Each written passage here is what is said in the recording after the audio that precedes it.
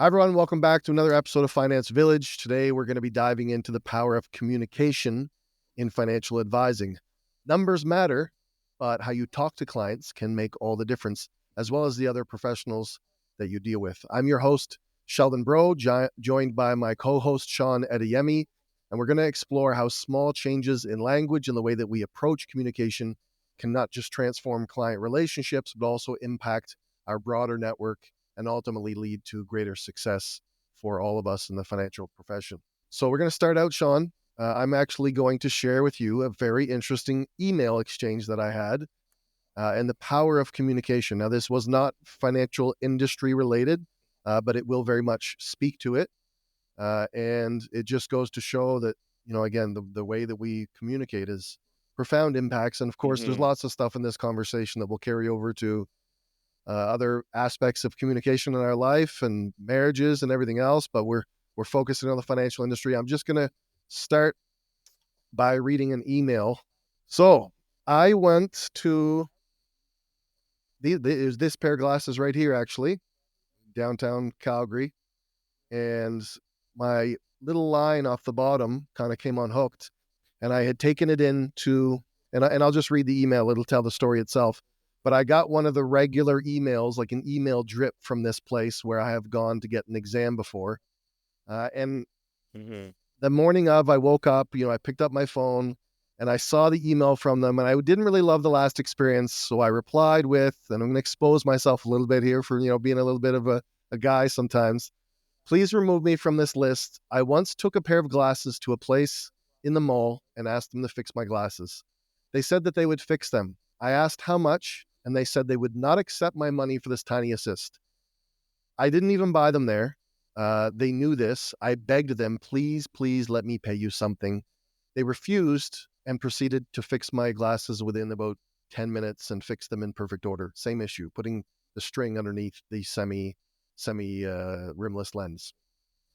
1 year later, I have the same issue and I take it into you guys, the unnamed other eye place, and you tell me that it's $25 to put the string back on because I haven't gotten the glasses there. I got them back and it wasn't properly fixed. It was still kind of loose. It still wiggles right now. Mhm. And while passing them back to me, the guy tells me that the arm is also bent. A very, very simple issue for them to just I need rebend because they're experts. So he's telling me that the arm is still bent. And I said to him, a tiny, simple thing to fix. Not sure what the goal was here. Get me to pay another fee to fix something simple or convince me to buy new glasses. But I took my glasses in a rush for an event that I was off to. And then I said, guess where I bought my 3 new pairs of glasses, which I spent about $1,000 on 3 months later. I said, penny pinching is not really the wise entrepreneur's path to long term relationships. Um, you know, and I kind of left it at that. I was maybe, like I said, I woke up maybe in a little bit of a mood, so not my best work. But listen to his response. And I showed this to my wife and bragged about this guy afterwards. First of all, I'm so glad you were willing to spend time writing this email to us, and I sincerely apologize for what you have experienced with us. Quite frankly, if I were you, I probably would feel the same way and purchase elsewhere. Your true opinion is invaluable to us. Surviving in this world needs constant self reflection and improvement. We will take your advice seriously and improve our services that hopefully we can make the next person who walks in our door happy. That's the least we can do. We will remove your email address from our list. So he's still making sure to go back to the point of which I've asked, the first sentence, not just Mhm. whatever. And then all of a sudden, total game change in my mind, right? I'm now like totally Mhm. blown away.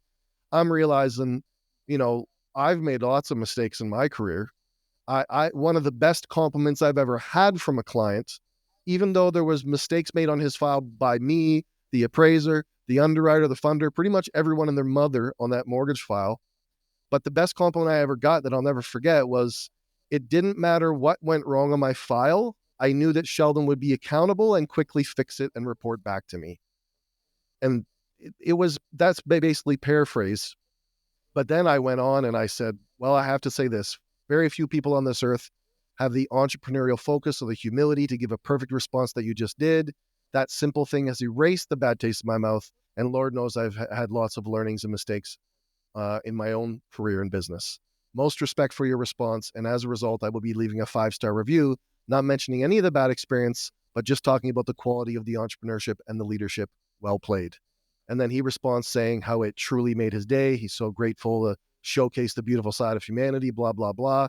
Now, most of the time, and I can read 50 more emails, but I won't get into it, it's justification, excuses, not, Right. there's a long laundry list. That's of the worst. And then there's in the medium.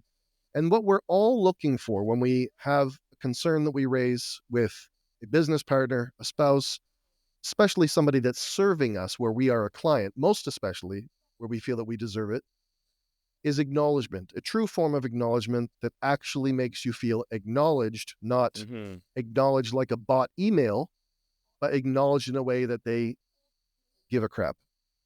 So we start Everyone with wants to that, be heard. Sean, and I want you to just kind of share with me, why, what do you think, that there's been kind of maybe some experience or the power of communication in your experience in the financial industry? When I think about some of my longest serving clients, and I think the reason why they've remained that way is communication. Because even in our relationship, it hasn't always been perfect. I have dropped the ball. But when I drop the ball and I own up to, oh, I forgot to send you this email, or I was supposed to make this transaction or let you know when it was due or something, that was on me.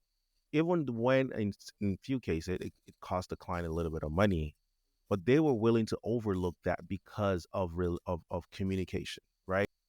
There's a lot to And be said about the yeah, referability, because it's not just about making the informed decision. Sometimes we can just get caught in this. There's one level of informing a client, then there's another level of informing to make it consumable. And we can't scoff at clients for not being financially literate.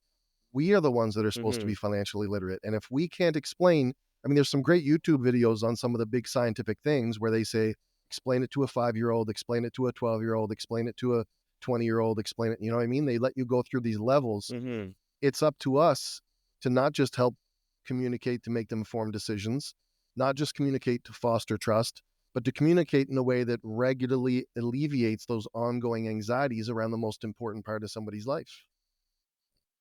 I mean, when I think about, you mentioned at the top of the podcast, you talk about how very simple changes in communication can make a big effect. Let me give you an example. Um, you help a client with something they're going through, and they say thank you, and you say no problem. Even though that seems like an okay response, how about my pleasure? I want to have a debate with you on an item that I once had an exchange with an advisor a long time ago who was courting me, trying to recruit me into their firm. They talked about, because I was talking to him about responsiveness. I forgot how we got on the topic. And he was telling to me about how he likes to sell scarcity, the perception of scarcity. So he won't make hmm himself hugely available or respond as quickly because he feels that the perception of scarcity feels more valuable. Now, I am going to post up a poll on LinkedIn attached to this podcast to ask about that. And I'm very sure there's going to end up being people that agree with him. While if you, especially if you have assistants, I'm a person that likes to try to surprise the client, to shock the client with how quickly I will respond. And if you build that brand, the times that it takes you a lot longer to respond, you get unlimited grace. Not unlimited, but like a hmm lot. So what is your opinion on that advisor's kind of what they're trying to sell me on? If I am intentionally trying to create scarcity when there isn't, that's not being authentic. And that is actually off-putting. It's more of a masquerade than it is. Exactly. It's more of a masquerade. So you're trying to paint the picture that you're so busy, and so even though I can respond and I can communicate effectively right away, I want to create this perception that I'm so busy, and so you're lucky to even get to work with me. Or in your case, with the advisor that or whoever was trying to recruit you, that I'm so busy and whatnot, and you better jump on and join our team because we don't do this for everybody. I think that's fake, that's inauthentic, and 100% disagree with that. Let's talk about, kind of between the clients and the advisors, the because there's both communicating with the client, but there's also communicating with the other professionals. And I'm going to start this by saying I cannot tell you how many I have hundreds of conversations with advisors per quarter, hundreds and hundreds for both Pocket Finance, my mortgage company, which caters to lending for financial professionals, giving them a trusted arm for lending rather than sending to the banks, and a lot of other reasons, book hunting and everything else for different colleagues, making connections. I cannot tell you the number of times that I've had an advisor tell me, I've never marketed, I've never advertised, but I have a shocking update for everyone.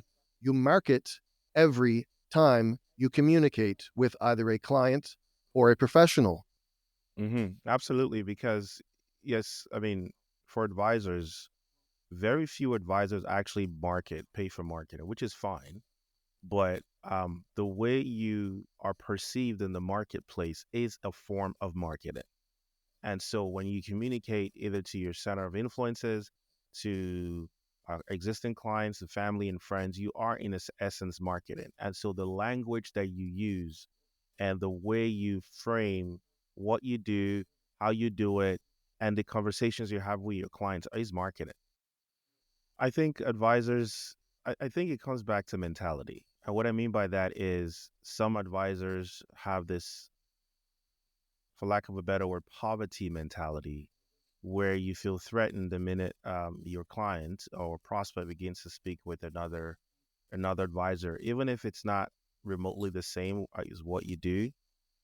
I believe in what they call the abundant mentality, in the sense that I think there is enough for all of us there to thrive, and matter of fact, even collaborate. So Sean, let's go ahead and do a role play in Sure. the right and wrong way, and we'll start with the wrong way as to how you can respond to a client when they're telling you about a conversation with another professional. And let's choose maybe one of the common ones. I'll pretend to be an investment advisor. You pretend to be a client that has also been talking to an insurance advisor, and that insurance advisor is now suggesting to you that you should have segregated funds, perhaps, as something that you focus your investment efforts on as opposed to my strategy. So Sheldon, I was talking to this other advisor that was talking to me about seg funds. I don't know much about it, but he was telling me that seg funds, there's it guarantees my funds, and there's better chance that I won't lose money by investing in seg funds. And wanted to get your thoughts on it. I don't know much about it. An Do you insurance think it's a good? advisor, not an investment Yeah. advisor, right?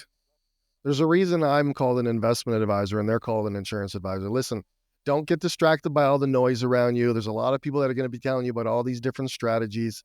I've got your best interests in mind. What is it? They're probably like an MLM or something. They're probably just trying to you know, I mean, we've got you taken care of. You don't need to worry about talking to that person anymore. So I don't need to, like, even though it says it gives me guarantees, I shouldn't w- listen to them. No, I've already looked at all the strategies. I know what's best for you. And now, while not perfect, Sean, I'm going to make my best attempt at maybe what a better version of that could look like. Well, Sean, there's lots of different strategies within finance. And the greatest kind of two words that I always like to use is it depends. Obviously, I want to make sure to have your best interests in mind. And anybody that's willing to, be truly invested in that conversation with your best interests, I'd be more than happy to have an intro. I'd love to get your name from them, have a conversation with them, either independently or with you present, and make sure that I'm running through why my recommendation I feel is the best recommendation. I want to do one more role play with you, Sean, real quick, where I'm now maybe an advisor, 1 or 2 years in the industry. You're, a kind of client that is not a low market, not super high value, but like a good one that any good advisor would want to have. And I've gotten an opportunity to do business with you. And not only did they kind of give me an opportunity, even though my resume or my LinkedIn says 1 or 2 years, but I've also had a hiccup during the onboarding process. And I want you to be as agitated as possible. So Sheldon, I sent you some statements last week and you were supposed to send it back to me. What's taking so long? The money's in my account and I don't know why they haven't withdrawn the funds yet. Like, this is taking too long. Usually when I work with my other advisor, I hear back from them within a few hours. Like, what's going on? Yeah, I'm so sorry. I'm new to this. I'm just learning the systems. I mean, this idiot I had to deal with in this other department didn't get me the document in time, and then after that, I kind of forgot. I'm so sorry. I'm such an idiot for doing this. I'm gonna make sure to try to get it out to you as soon as possible. So now I'm gonna go into the different version of that, and then I'm gonna kind of reinforce that with some of the logic behind it. So, you know what, Sean, you're totally right. I apologize. There's no reason that you should have had that late. This is not the standard of practice that I want to have.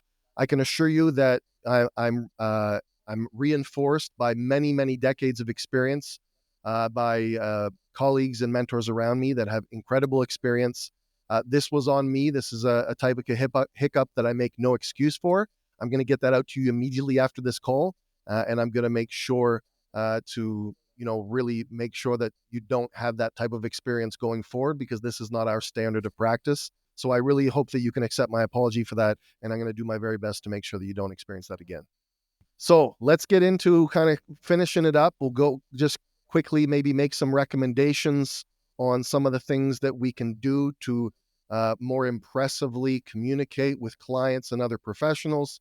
And then we'll kind of finish it off with a few key quotes around communication. So one of the things, obviously, just understand behavioral finance, understand the human side, understand the psychological side of finance. It's way more psychological, and more of the affluent people, according to some individual I've spoken to recently. I'll give some credit to Shafiq Harani on sharing this sentiment in the interview I saw him in recently, where affluent people think more, was it with the right hand side of the brain, Right, than right, than right. than the left. There's a psychological aspect to finance. So go look. I mean, one of the beasts in behavioral finance who we are going to be having on one of these future episode is Daniel Crosby. He is one of the phenoms in North America and one of the authorities on behavioral finance. And go and do some research on that. So, you're have some type of better client kind of management system, client relationship management system. CRMs are Hmm. great, though CRMs can be very complex and have a lot of different data entry and labor. Obviously, our sponsor, Pocket Finance, which I always, of course, want to advocate for, is bringing a new realm in managing those relationships through a client-centric mobile app where you're able to have that permanent place living in your client's pocket. You're able to have a more meaningful, not a portal, but a really client-centric mobile app where you can have real estate on when they're spending 5 hours a day on their phone and be giving them more proactive updates. What are some of the other things that we can be doing to help with communication, Sean, practically on a day-to-day basis, or tools or thought processes?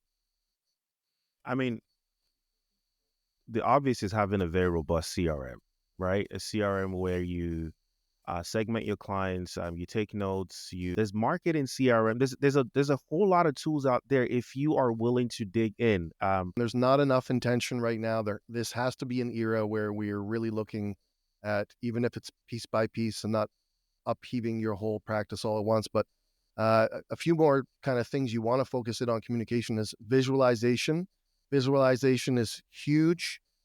Many people, what kind of software are you using and what kind of financial plan does it create? What kind of first page do you have in the financial plan? Because most of the time, that's the only thing the client's going to look at. How consumable is that Asset map. information in bullet points? Go look at a post on LinkedIn from Ron Butler. You won't see any paragraphs. You'll see one sentence at a time with a space, and he's got one of the biggest followings. Visualization, consumable pie chart, creative new visuals.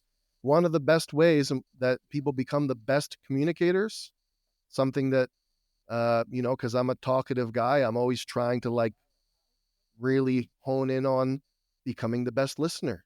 You can become a great communicator by just shutting up for a while.